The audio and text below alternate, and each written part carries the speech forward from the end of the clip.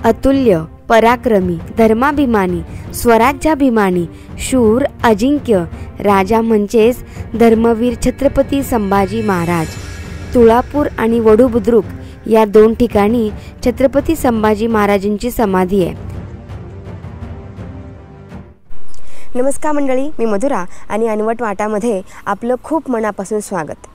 इतिहासाच्या पानांवर ज्यांचं कर्तृत्व येणाऱ्या कित्येक पिढ्यानपिढ्यांसाठी एक प्रेरणा बनून राहणार आणि असं नेतृत्व म्हणजे छत्रपती संभाजी महाराज।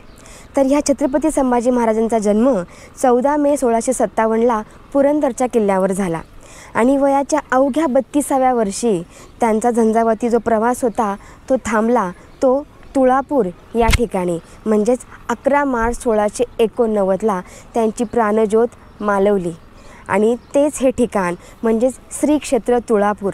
आज आपण तिथेच आलो आहे आणि ह्या तुळापूरचाच आणि महाराजांचा शेवटचा प्रवास कसा होता त्याबद्दल संपूर्ण माहिती आपल्या या व्हिडिओमध्ये जाणून घेणार आहोत। तेव्हा आणि त्यांच्या समाधीचंही दर्शन घेऊयात। तेव्हा चला तर मग सुरुवात करूयात आपल्या आजच्या व्हिडिओला।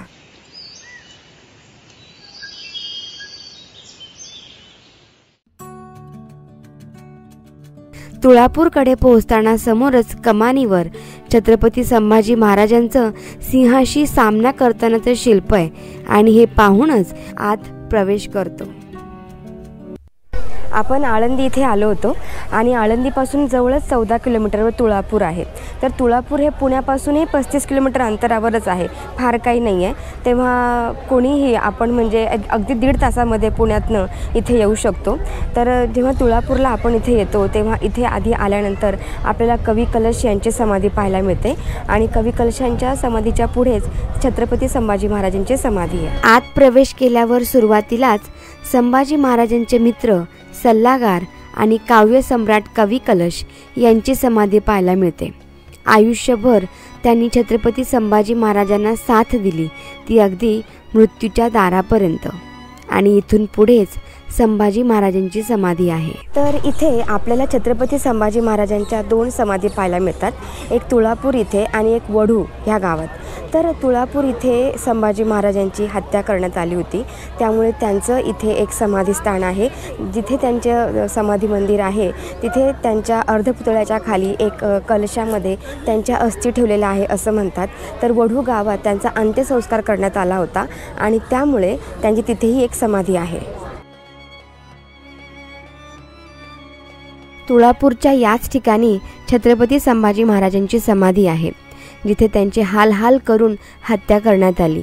या पावन ठिकाणी छत्रपती संभाजी महाराजांना नतमस्तक होताना आपले डोळे पाणवल्याशिवाय राहत नाही।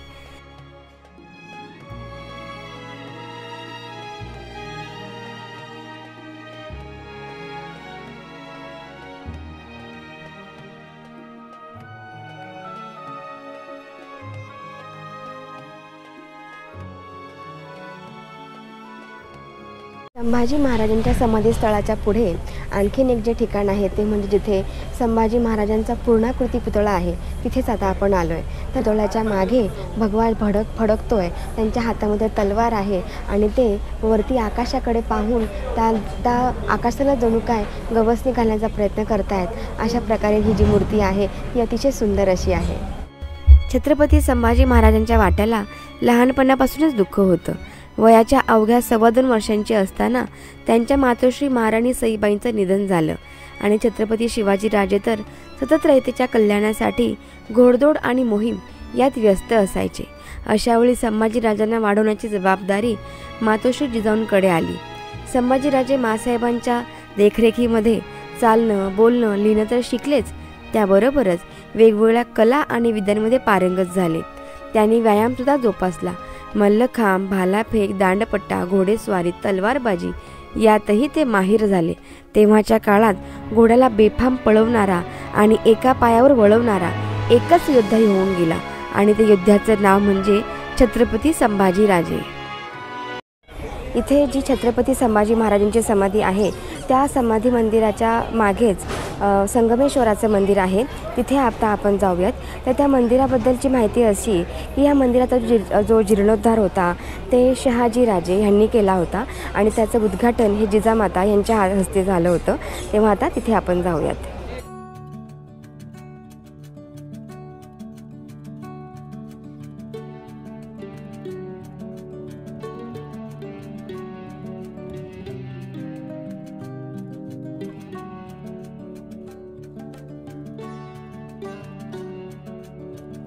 आता आपण संगमेश्वर मंदिराच्या इथे आहोत. हे एक हेमाडपंथी पद्धतीचं मंदिर आहे.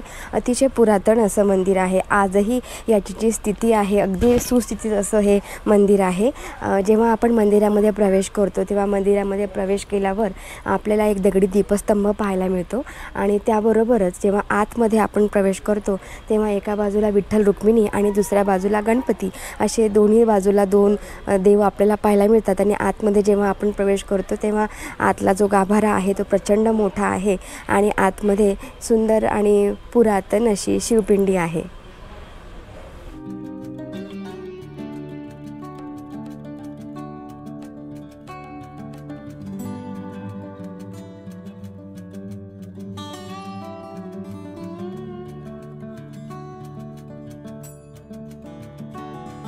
या ठिकाणाचं आधीचं नाव म्हणजे नागरगाव. मात्र शहाजी राजांनी हत्तीच्या वजनाच्या 24 सोन्याच्या तुळा इथे दान केल्या आणि म्हणूनच या ठिकाणाला तुळापूर असं नाव पडलं. त्याबरोबरच शहाजी राजांबरोबर बाल शिवाजी इथे काही काळ वास्तव्याला होते आणि त्यामुळेच असं म्हणतात की रायरेश्वरावर त्यांनी जी स्वराज्याची शपथ घेतली होती ती त्याआधी त्यांनी ह्या संगमेश्वराच्या मंदिरामध्ये घेतली होती असं म्हणतात.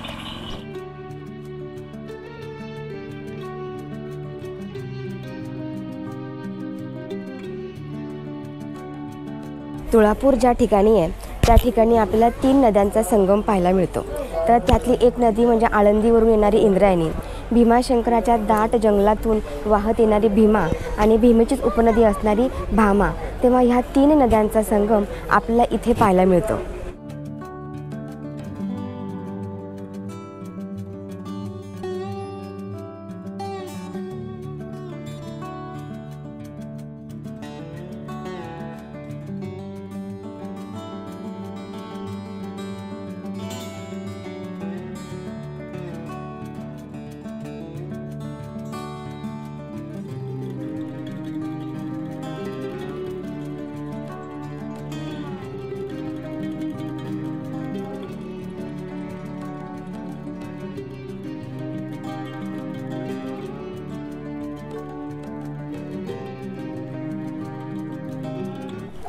घाटावर आपल्याला नेहमी खूप सारी मंदिरं जी आहे ती पाहायला मिळतात.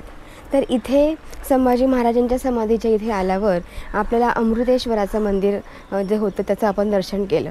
त्याबरोबर इकडे घाटावर जेव्हा आपण पुढे येतो तेव्हा महाबल्लाळेश्वराचं मंदिर आहे.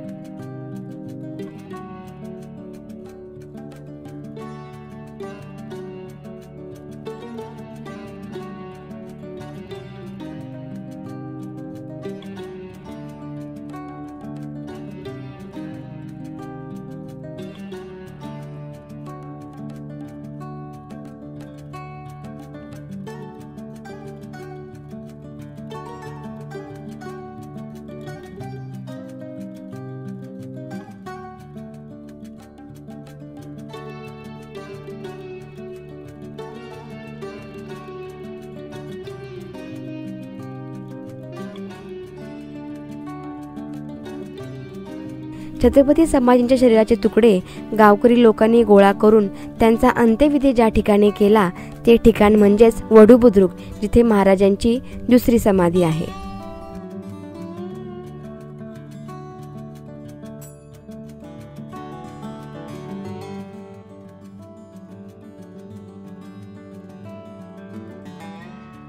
आता आपण वढू इथल्या संभाजी महाराजांच्या समाधी स्थळाच्या इथे आलो आहे आणि तिथे एक चित्रदालनही आहे. तेव्हा संभाजी महाराजांच्या कारकिर्दीमध्ये त्यांनी जेही काही काम केले होते त्याचं चित्र रूपामध्ये प्रदर्शन इथे आहे. त्यातलं एक जे मला फार आवडलं ते म्हणजे भक्ती शक्ती यांचा संगम. जसे तुकाराम महाराज आणि शिवाजी महाराज यांची भेट झाली होती तशीच तुकाराम महाराजांचा जे मुलगा होते नारायण महाराज आणि छत्रपती संभाजी महाराज यांची भेट झाली होती आणि दिंडी सोहळ्याचं जे रूपांतर आहे ते पालखी सोहळ्यात कसं करावं याच्याबद्दल त्याच्याबद्दल बातचीत झाली होती. त्याचंच हे जे इथे चित्ररूपामध्ये दर्शन आपल्याला पाहायला मिळतं आहे. आता आपण इथून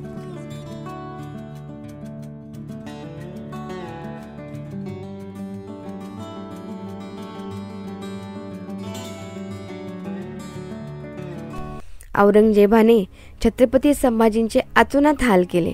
छत्रपती संभाजी राजांबरोबर त्यांचे मित्र कवी कलशही पकडले गेले होते. त्यांनाही असाच त्रास दिला. दोघांचेही अगदी हाल हाल करत त्यांना उंटावर उलटं बसवून विदूषकी कपडे घालून त्यांची धिंड काढली. लोकांना दगडं मारायला उत्सवलं. एक एक करून त्यांची नखं उपटली. डोळ्यात मिरची टाकली. जखमात मीठ भरलं. एखाद्या बोकडाची जशी कातडी सोलतात तशी त्यांची कातडी सोलली. लोखंडाच्या गरम सळ्यांनी डोळे उपसून काढले. जीभ कापली. त्यांना दिलेला त्रास बोलतानाही आपले शब्द पुटपुटतात. मात्र त्या अमानुष त्रास देणाऱ्या औरंगजेबाला काहीच फरक पडत नव्हता आणि एवढा त्रास सहन करूनही छत्रपती संभाजी महाराजांनी त्याची एकही अट मान्य केली नाही आणि शेवटी 40 दिवसांच्या अतोनात त्रासानंतर 11 मार्च 1689ला छत्रपती संभाजी महाराजांच्या शरीराचे तुकडे तुकडे करून इंद्रायणी नदीमध्ये फेकून दिले. कवी कलश आणि छत्रपती संभाजी महाराज यांच्या शरीराचे तुकडे नदीत टाकल्यावर मुघलांनी सर्वांना बजावलं होतं की कुणीही इकडे यायचं नाही. तेव्हा गावातल्या जनाबाई परटीन म्हटल्या की त्यांनी छत्रपती संभाजी महाराजांच्या शरीराचे तुकडे नदीत टाकताना मुघलांना पाहिले. तेव्हा सगळ्यांनी चला आणि आपल्या राजाला आणून आपण त्यांच्यावर अंत्यसंस्कार करूयात. तेव्हा वडू गावातील गोविंद महार यांनी महाराजांच्या शरीराचे तुकडे एकत्र करून एका चर्मकाराकडून शिवून घेतले आणि जंगलात नेऊन त्यांच्यावर अंत्यसंस्कार केला. गावातील शिवले देशमुख यांनी राजांच्या शरीराचे तुकडे शिवले म्हणून त्यांना शिवले हे आडनाव पडलं. अशा प्रकारे संभाजी महाराजांच्या बलिदानामुळे अगदी सामान्य माणसातही शूरता आणि वीरता यांचा संचार होणं म्हणजेच राजांच्या बलिदानाचं फलित आहे हेच खरं.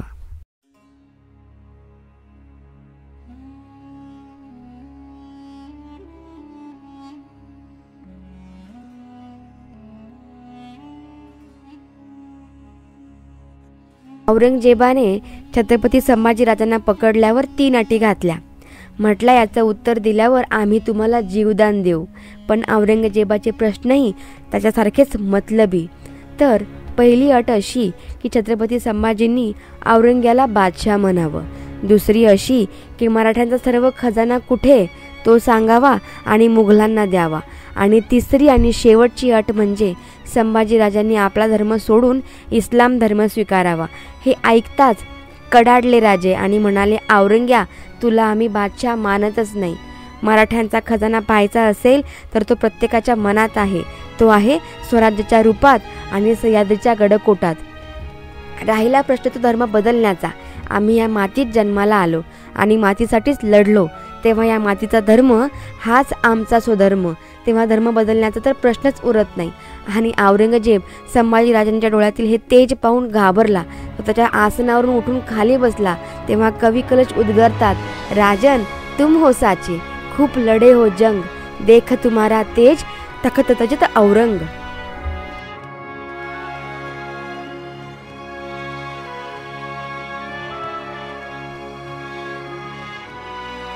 संभाजीराजे हे धर्मशास्त्र, नीतिशास्त्र, अर्थशास्त्र या सर्व शास्त्रांमध्ये पारंगत होते.